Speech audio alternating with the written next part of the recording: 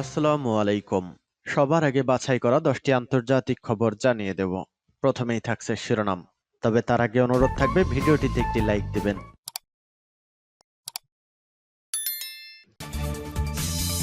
জানিয়ে দিব হাতে থাকা সর্বশেষ আপডেট আন্তর্জাতিক সংবাদ। প্রথমেই সংবাদ শিরোনাম। এক শর্তেই হতে পারে ইসরায়েলের সঙ্গে সম্পর্ক, জানালো সৌদি। এরপর জানিয়ে দিব ন্যাটোর কাছে পারমাণবিক অস্ত্র চাইলেন ইউক্রেন প্রেসিডেন্ট। এদিকে আবারও ইরানের ওপর সর্বোচ্চ চাপের নীতিতে ট্রাম্প। এরপর জানিয়ে দিব পুতিনের সাথে আলোচনায় প্রস্তুত ইউক্রেন। আরও জানিয়ে দিব আমেরিকা থেকে দেশে পৌঁছালো 205 অবৈধ ভারতীয়। সর্বশেষ জানিয়ে দিব জাতিসংঘ নিয়ে ট্রাম্পের নতুন পদক্ষেপ। এতক্ষণ শুনছিলেন সংবাদ শিরোনাম, এবারে বিস্তারিত।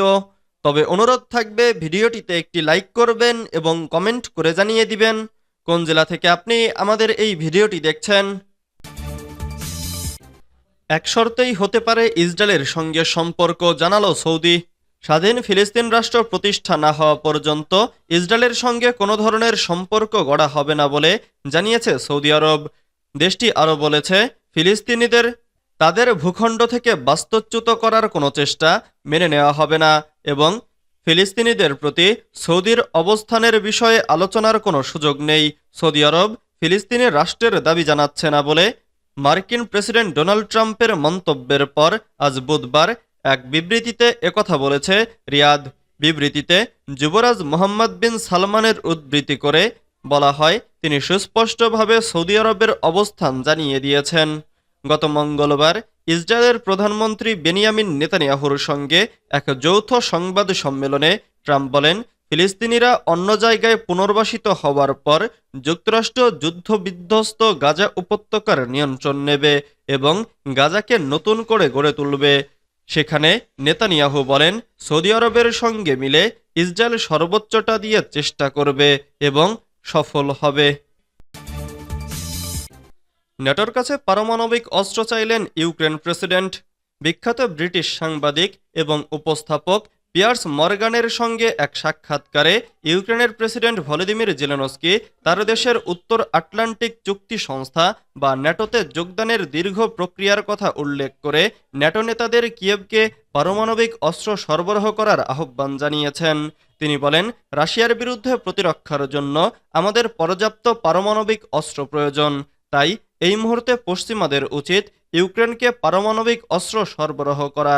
যদি তারা এখনও কিয়েভকে ন্যাটো সদস্যপদ দিতে প্রস্তুত না হয়, তবে দেশটির ভূখণ্ডে তাদের সেনা মোতায়েন করা দরকার।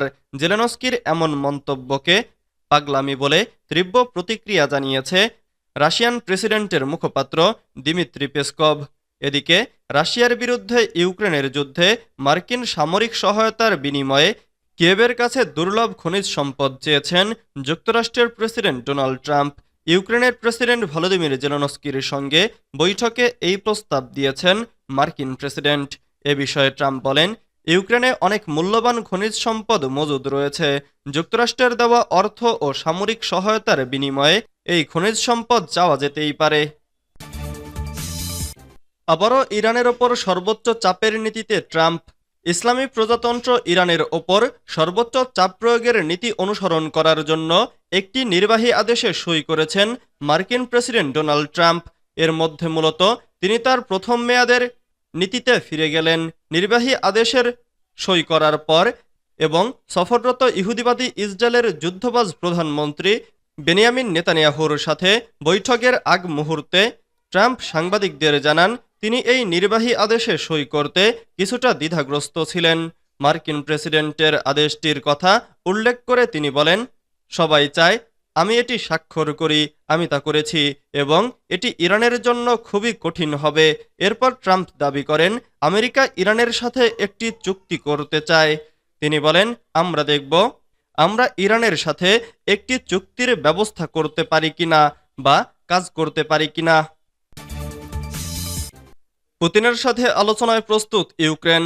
ইউক্রেনের প্রেসিডেন্ট ভলোদিমির জেলেনস্কি রাশিয়ার প্রেসিডেন্ট ভ্লাদিমির পুতিনের সাথে আলোচনার জন্য প্রস্তুত রয়েছেন বলে ঘোষণা করেছেন।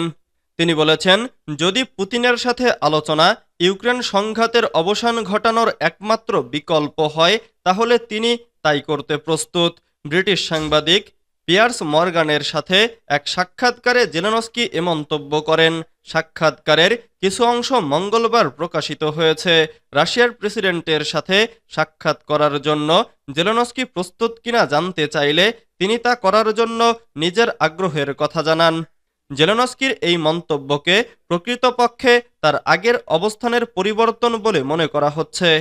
তিনি বেশ কয়েকবার রুশ প্রেসিডেন্টের সাথে বৈঠকের বিষয়টি প্রত্যাখ্যান করেছেন এবং মস্কোর সাথে যে কোনো আলোচনার ওপর নিষেধাজ্ঞা আরোপ করতে একটি ডিক্রি জারি করেছেন।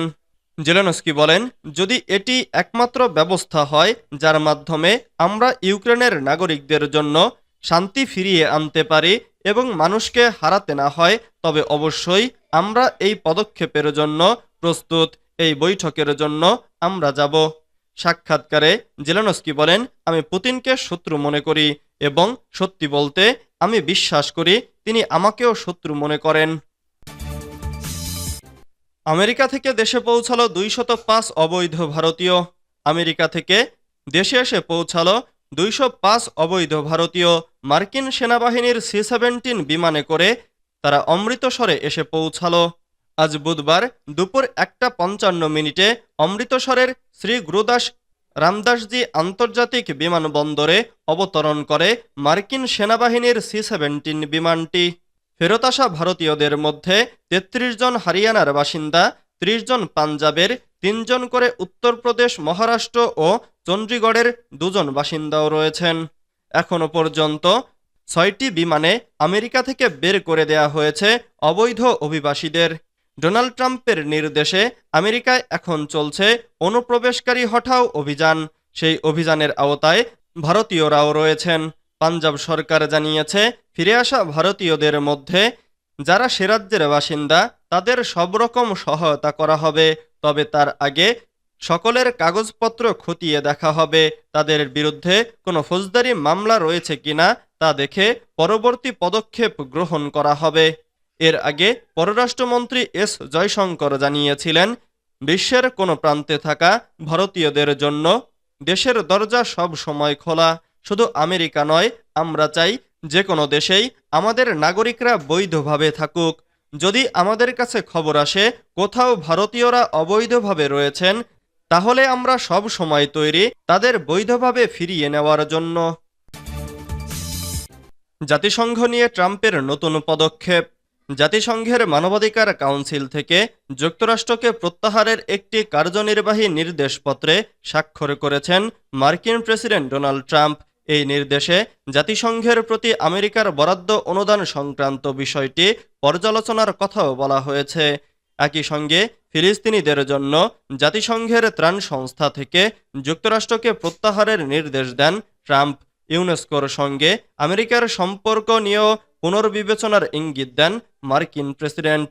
এর আগে 2018 সালে তার প্রথম দফার শাসনকালে UNHRC থেকে যুক্তরাষ্ট্রকে প্রত্যাহার করেছিলেন ট্রাম্প। সাবেক প্রেসিডেন্ট জো বাইডেন ক্ষমতায় এসে 2021 সালে আমেরিকার সদস্যপদ পুনঃপ্রতিষ্ঠা করেন।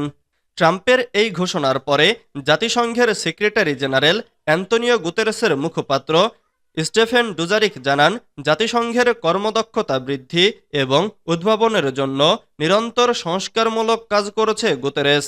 তিনি আরও বলেন, যুক্তরাষ্ট্রের সাহায্যের কারণে জাতিসংঘ অগণিত জীবন রক্ষা করতে সক্ষম হয়েছে, আন্তর্জাতিক নিরাপত্তা রক্ষার কাজেও অগ্রণী ভূমিকা পালন করতে পেরেছে। বিশ্বের এই সামগ্রিক অশান্ত পরিবেশে সেক্রেটারি জেনারেল প্রেসিডেন্ট ট্রাম্প তথা যুক্তরাষ্ট্রের সঙ্গে সম্পর্ক জোরালো করতে আগ্রহী।